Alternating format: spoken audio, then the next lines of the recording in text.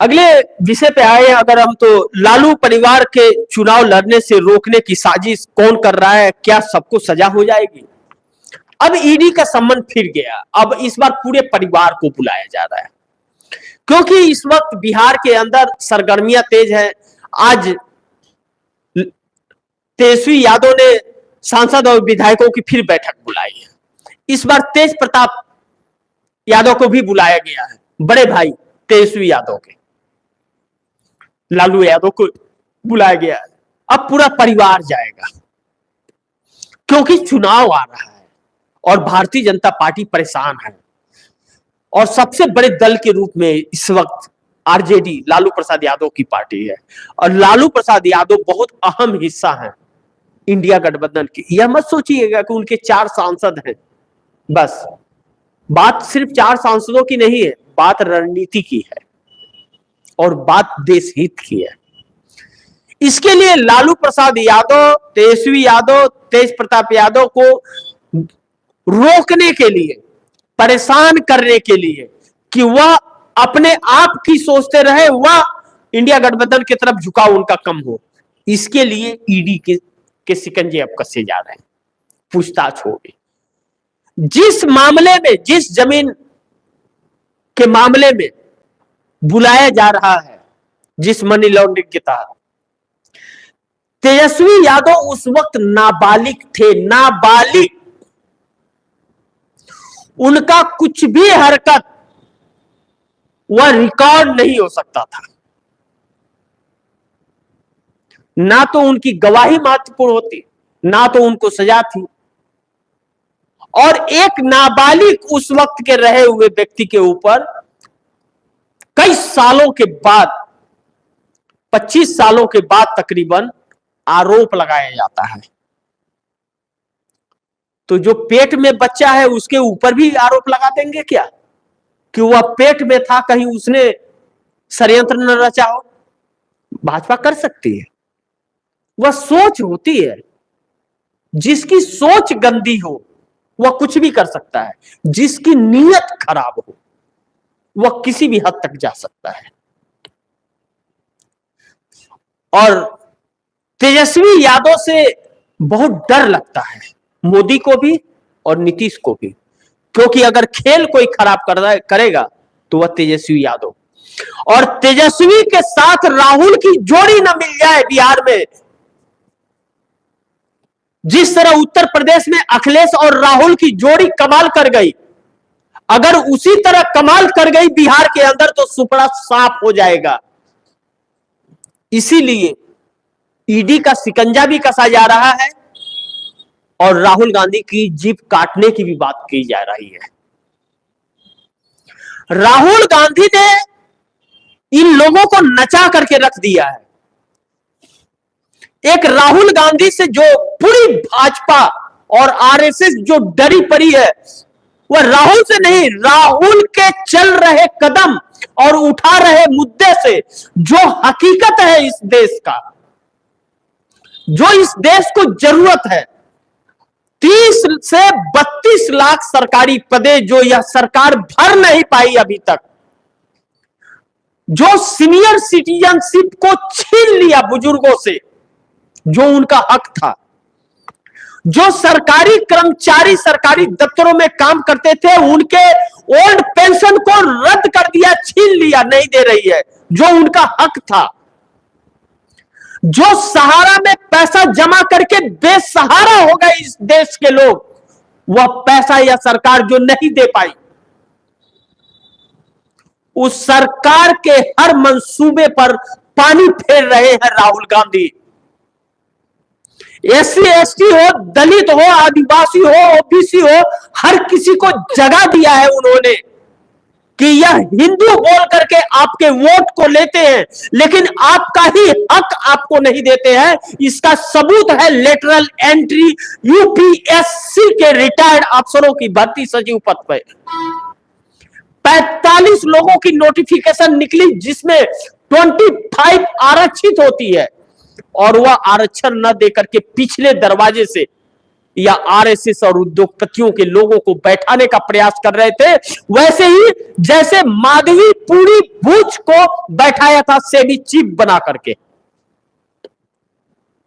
इसलिए राहुल से इन्हें डर लगता है। राहुल के रहते हुए इनकी मंशा पूरी नहीं हो सकती, इसलिए राहुल आतंकी नंबर 1 भी है। इसीलिए राहुल की जीभ भी काटने की बात हो रही है। जिसने बचपन में अपने पिता और दादी की लाशों को हाथों में उठाया हो, जिसे पिता की लाश भी न मिला हो, जूता और घड़ी से लाश को पहचान की गई हो, उस व्यक्ति को डराने की बात करते हैं, उस व्यक्ति को खौफ दिखाने की बात करते हैं, और वह नहीं डरता है। इनकी परेशानी यही है कि वह व्यक्ति डर नहीं रहा है इनसे और पीछे नहीं हट रहा है, और कह रहा है कि चाहे जितना भी पॉलिटिकल नुकसान हो जाए, मत आए सत्ता, लेकिन मैं यह हक दिला के रहूंगा, और यह प्रधानमंत्री नहीं दिए तो दूसरा प्रधानमंत्री देगा, मैं सरकार बदल दूंगा। इसी चीज का डर सता रहा है इन लोगों को। तो लालू प्रसाद यादव और तेजस्वी यादव ने भी यह मान लिया है कि आप कितना पीड़ा दे सकते हो, हम तैयार हैं।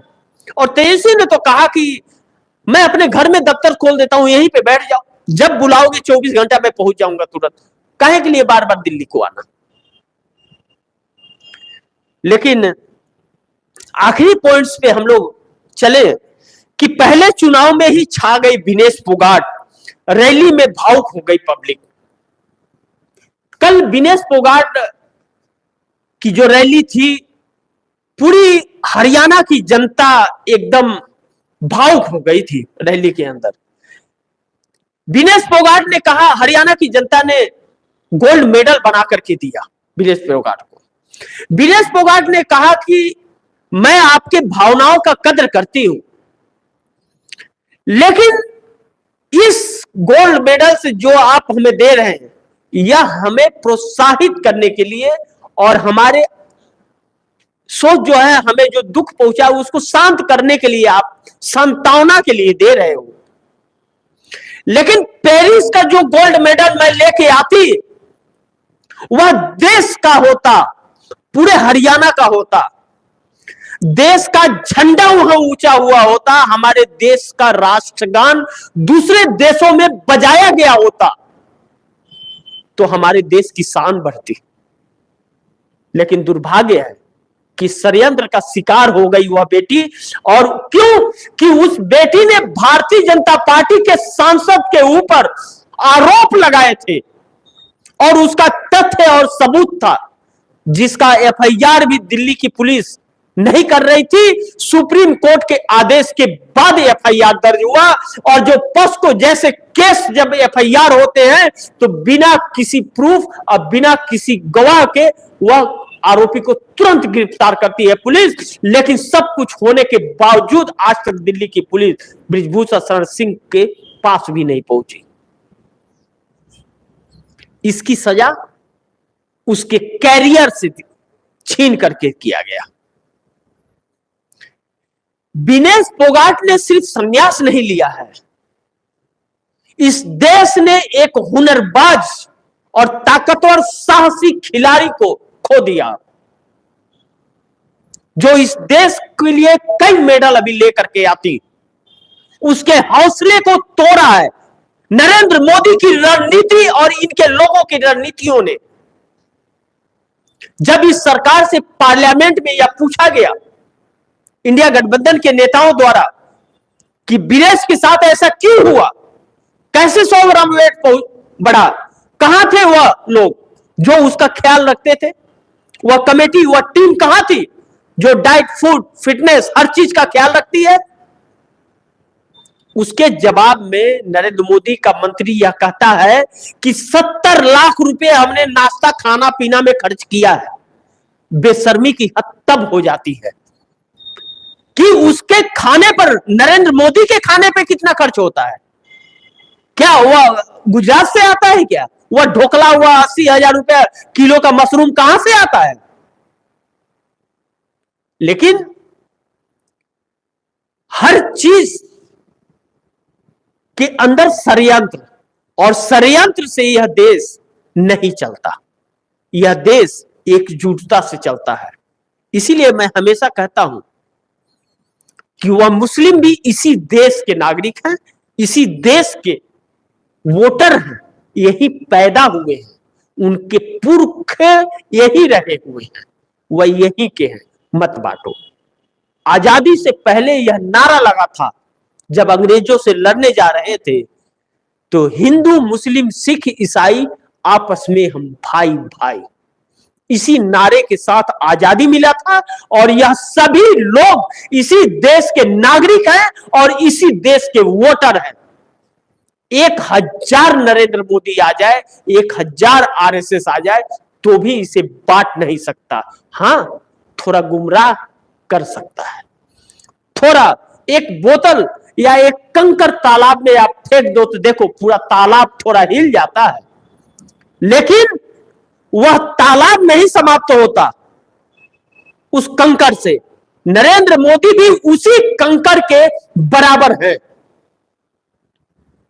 उसी कंकर के बराबर है नरेंद्र मोदी, और उसी कंकर के बराबर आरएसएस है।